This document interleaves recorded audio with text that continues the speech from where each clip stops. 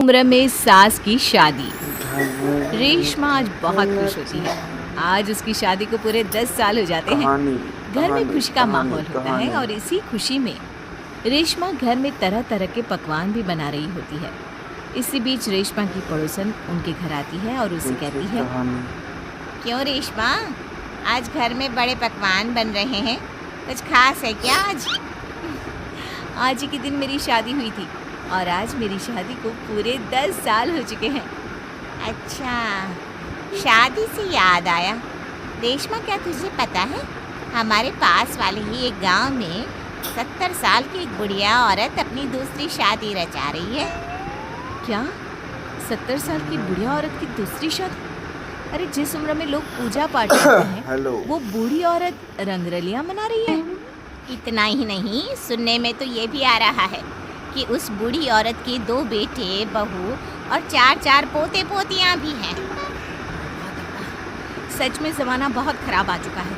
कोई शर्म लिहाज नाम की चीज़ तो बची ही नहीं इस दुनिया में। हमारे परिवार के तो ऐसे संस्कार नहीं है।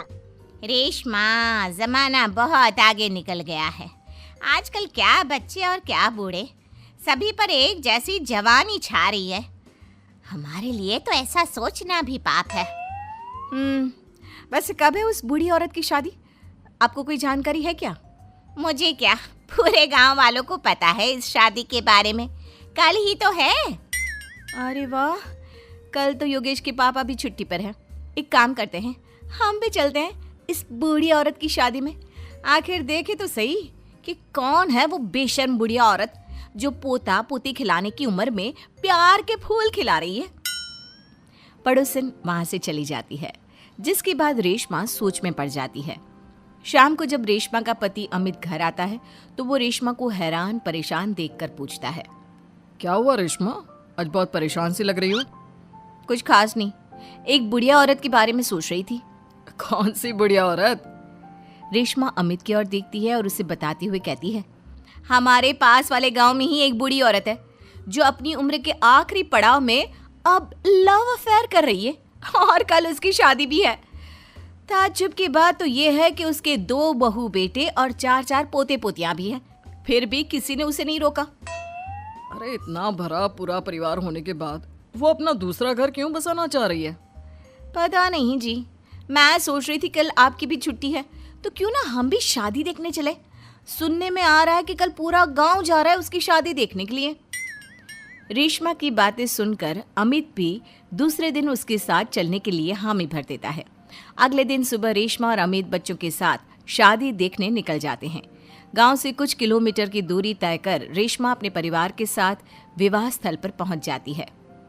यहाँ की साज सजावट कितनी अच्छी लग रही है ना। ऐसा लग रहा है मानो किसी नई नवेली दुल्हन की शादी हो। देखकर तो ऐसा ही लग रहा है, लेकिन वो बूढ़ी औरत है कहाँ पर जिसके इतने किस्से सुनने को मिल रहे हैं? अमित के इतना बोलने की देर होती है और एक अधेड़ उम्र की बुढ़िया औरत दुल्हन के लिबास में सज संवर कर मंडप पर पहुंच जाती है, जिसे देख रेशमा और अमित के पैरों तले मानो जमीन ही खिसक जाती है। मम्मी जी, यहाँ दुल्हन के लिबास में ये सब क्या हो रहा है? अमित, मम्मी, दादी की शादी, वाह, मजा आएगा।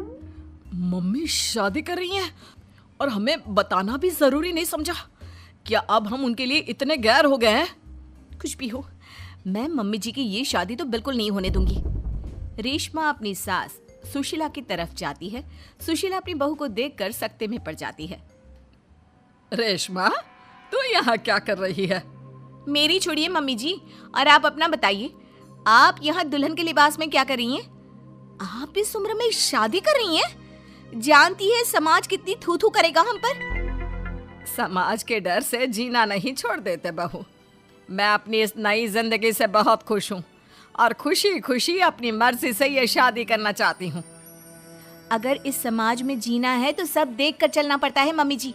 आप तो यहाँ शादी कर लोगी, लेकिन कभी सोचा फिर हम सबका जीना कितना मुश्किल हो जाएगा?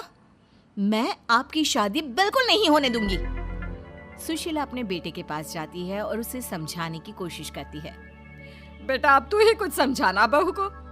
इस शादी को लेकर मेरे भी वही अरमान है जो हर लड़की के उसकी शादी पर होते हैं बेटा। मैं क्या समझाऊं माँ उसे? आप इस उम्र में शादी करने जा रही थी और आपने हमें बताना भी जरूरी नहीं समझा? क्योंकि मैं जानती थी कि तुम लोग कभी मेरी शादी से खुश नहीं होंगे, इसलिए मैंने तुम लोगों को कुछ नहीं बताया। मम्मी जी, ये सब सोचने से पहले कभी आपको हमारी इज्जत का ख्याल नहीं आया? आज आपकी इस हरकत के कारण ही हम समाज में कहीं मुंह दिखाने के लायक नहीं रहे। बहू, कब तक तुम यूं ही समाज के बारे में सोचती रहोगी? ये लोग आज 100 तरह की बातें बनाएंगे और कल को सब भूल जाएंगे। क्या इनके डर से मैं जीना छोड़ दूं? कल तो सभी को मर जाना है, उसमें भी अगर हम ऐसे ही डर डर कर जीते रहे तो कभी खुश नहीं रह पाएंगे। मम्मी जी, बातें बनाना कोई आपसे सीखे। जिस उम्र में आपको पूजा पाठ करनी चाहिए, अपने पोते को गोद में खिलाना चाहिए, उस उम्र में आप फिर से अपना घर बसाने के सपने देख रही हो। यकीन नहीं होता मम्मी, आप इतनी स्वार्थी कैसे हो सकती हो? स्वार्थी? बहू, मैंने अपना पूरा जीवन बाकी सबकी खुशियों के लिए बिता दिया। अमित के पिताजी की मौत के बाद जब मेरे पास दूसरा घर बसाने का मौका था, तब भी मैंने अपने बारे में नहीं सोचा, अपने बच्चों के बारे में सोचा। और आज तुम मुझे स्वार्थी बोल रही हो? क्या एक बूढ़ी औरत के पास दिल नहीं होता? हमें प्यार करने का अधिकार नहीं होता? सुशीला की बातों ने सभी को सोच विचार करने पर मजबूर कर दिया। किंतु रेशमा, हर किसी को अपना जीवन जीने का अधिकार होता है मम्मी जी, लेकिन आपके साथ 3 और जिंदगियां भी जुड़ी हुई हैं।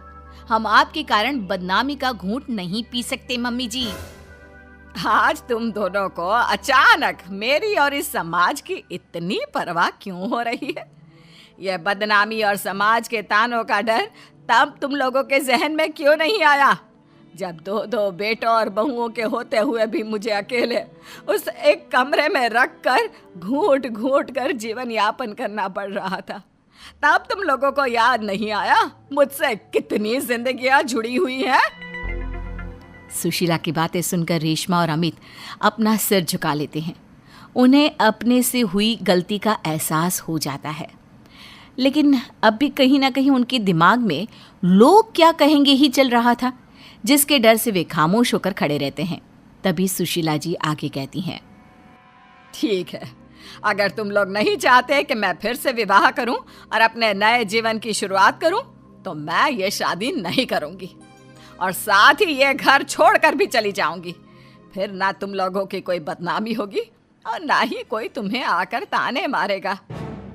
सुशीला की बातें सुनकर रेशमा और अमित दोनों सोच में पड़ जाते हैं। कुछ देर सोचने के बाद रेशमा कहती है, नहीं मम्मी जी, आप घर छोड़कर मत जाइए।